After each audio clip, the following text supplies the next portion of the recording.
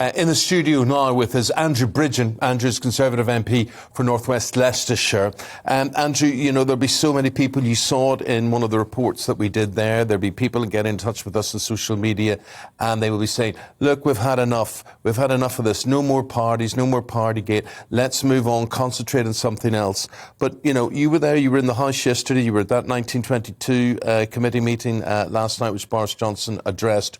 Just explain to people why, whether they like it or not, this is not going away. Well, because at the end of the day, there's a police investigation now live. That could take some time, possibly months. I think the timing of that is very important. We've got a concession from the Prime Minister that he will release the Sue Gray report unredacted in full.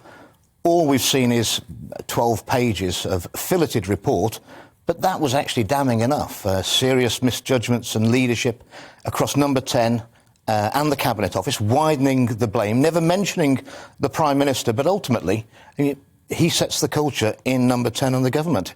The buck stops with Boris Johnson. So let's just talk about that culture. You are saying basically that under the previous Prime Minister, Theresa May, you doubt whether these events would have taken place. There's been a culture change in the Whip's office and in Number 10. I had huge policy disagreements with Theresa May, but I never once questioned her integrity. And I think the thought that 100 people during a lockdown would have been invited to a party in Number 10 during her tenure, I think that's unthinkable. I wanted to ask you about that, actually, because, of course, you submitted a letter to the 1922 committee, a vote of no confidence in Theresa May, and you had, as you say, disagreements over Brexit, really, with her. But I wonder if you felt like yesterday she was one of the grown-ups in the room, whether you're almost cheering for your former nemesis, really, because of what she was highlighting, which is a lack of integrity. Yeah.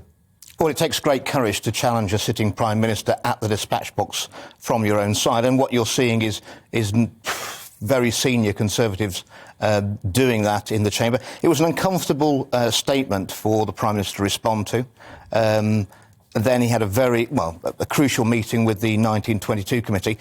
He realises the only constituency he has to appease at the moment are Conservative MPs. They're the only people who have the ability to remove him from office as Prime Minister between general elections. And I think the problem is a large cohort of my Conservative colleagues are looking for a no-pain solution to the problem of Partygate. That doesn't exist. I think all they're doing is deferring pain later. Ultimately, we're all going to answer to the wider electorate, and I don't think they're going to forgive and forget. What do you mean by no pain? What do you mean by no pain solution? To remove a sitting Prime Minister will require action by the party. It'll be fairly bitter. 6 weeks, 7 weeks, 8 weeks of electing a new leader, all that uncertainty. You don't actually know. The fact that there isn't a clear alternative is another worry to certain colleagues. Or we just carry on as we are, believe the public will forgive and forget, go into the next general election, and I think then we'll get the pain. Would there be less pain if Boris Johnson said, I can see the damage this is doing, I will step aside? Of course, and that's what I wrote several weeks ago, which would have avoided all of this. But, I mean, that would require someone to look at what's good for the country, our democracy and our Parliament. But you see, there's certain things like the full report. We get 12 pages of Sue Gray's report. Why couldn't he just say in the House yesterday, yes, you will see the full report? Why had he to wait until 6:30 or so to say this? That was pressure coming on from both sides of the House and the Conservative Party.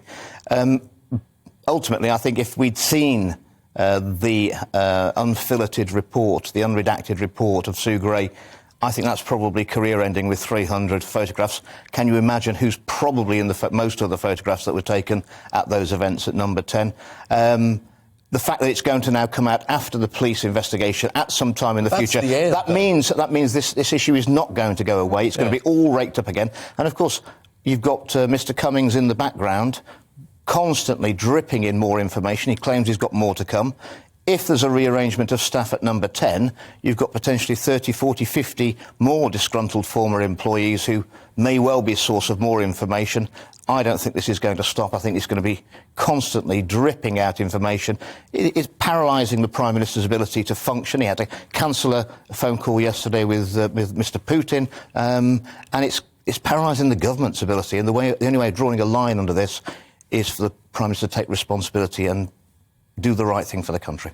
I just want to ask you finally if you actually believe that he is a liar, because there's this whole thing that he apologised, didn't he, on the 13th of on the 8th of December for this party that had happened, but he never admitted that he was in the flat or that he was involved himself. So what's going on there that is hard? I think the 13th of November issue, which is apparently the day that Dominic Cummings left, so the get rid of Dom party in the flat, I mean, that's going to be very difficult to excuse.